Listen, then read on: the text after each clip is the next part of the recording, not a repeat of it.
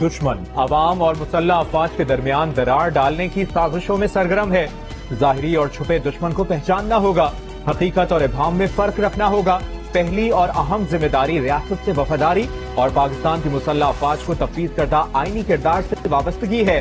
Army chief general Asim Munir کا Pakistan military academy Kakul میں passing out parade سے خطاب. سابق چیف جسٹس ثاقب نثار کے بیٹے نجم ثاقب کی فون پر کی گئی مبینہ گفتگو لیک. آڈیو لیک میں نجم ثاقب پی ٹی آئی کی ٹکٹوں کی تقسیم میں سابق چیف جسٹس ثاقب نثار کے کردار پر بات کر رہے ہیں.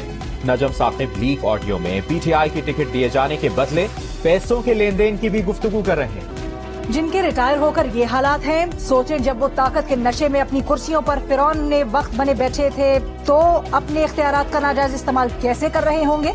سابق چیف جسٹس ثاقب نثار کے بیٹے کی مبینہ آڈیو پر مریم نواز کا رد عمل. پرویز الہی کے گھر پر چھاپے کے بعد حکومت سے مذاکرات کرنے ہیں یا نہیں؟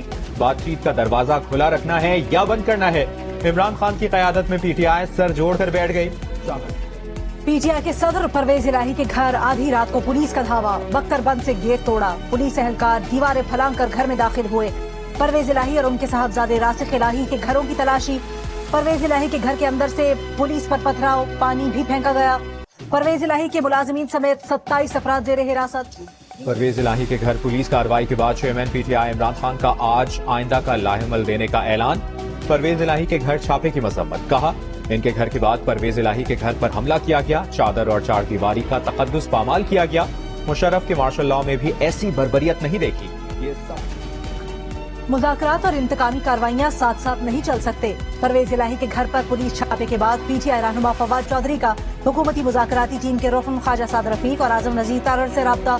چھاپے اور انتقامی کاروائیوں پر ناراضی کا اظہار. کہا خوشگوار ماحول میں مذاکرات جاری تھے تو پرویز الہی کے گھر پر انتقامی کارروائی کیوں کی گئی.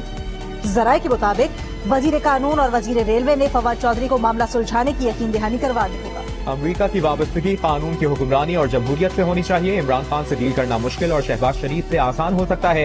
امریکہ کے ریپبلکن رکن کانگریس بریٹ شیرمن کا ایوان نمائندگان سے خطاب. کہا امریکہ کو قلیل المدتی دو طرفہ مفادات کے بجائے قانون کی حکمرانی کی حمایت کرنی چاہیے.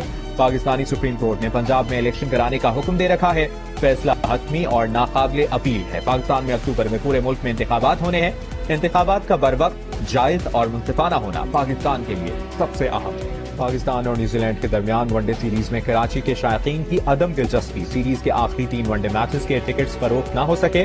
تاحال مکمل کسی ایک میچ، کسی ایک انکلوژر کے ٹکٹس بھی مکمل فروخت نہ ہوئے. کم سے کم 250 روپے والے ٹکٹس بھی تاحال فروخت کے لیے دستیاب ہیں. نیشنل اسٹیڈیم میں سیریز کے آخری تینوں میچز 3، 5 اور 7 مئی کو کھیلے جائیں.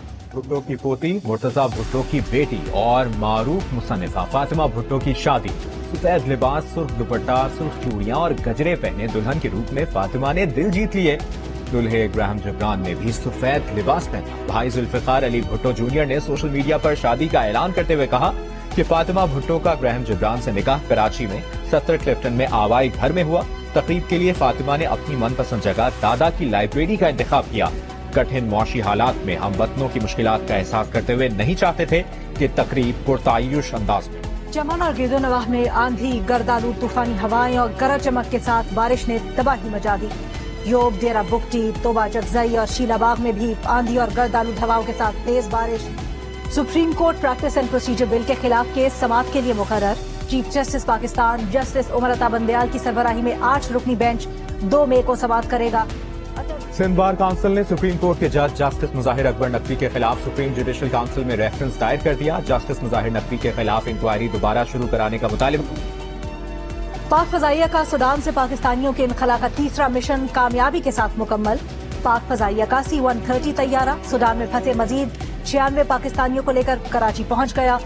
سوڈان سے نکالے جانے والے پاکستانیوں کی تعداد 355 ہو گئی. افغان طالبان نے خواتین پر پابندیوں کے خلاف سلامتی کونسل کی قرارداد مسترد کر دی. کہا خواتین پر پابندی کو افغانستان کا اندرونی سماجی مسئلہ سمجھتے ہیں جس کا بیرونی ممالک پر کوئی اثر نہیں. اشتعال انگیز تقریر کے خلاف شکایت درج نہ بھی ہو تو مقدمہ فوری درج کر لیا جائے. بھارتی سپریم کورٹ کا حکم. نفرت پھیلانے والی تقریریں سنگین جرم قرار. بھارتی سپریم کورٹ نے ریاستوں کو احکامات جاری کر دیے. مقدمہ درج کرنے میں کسی بھی قسم کی تاخیر عدالتی حکم کی خلاف ورزی تصور ہوگا. اور دنیا بھر میں آج رقص کا دن. آزاد کی شاعری نہ صرف جذبات کے اظہار کا ذریعہ ہے بلکہ اہم ثقافت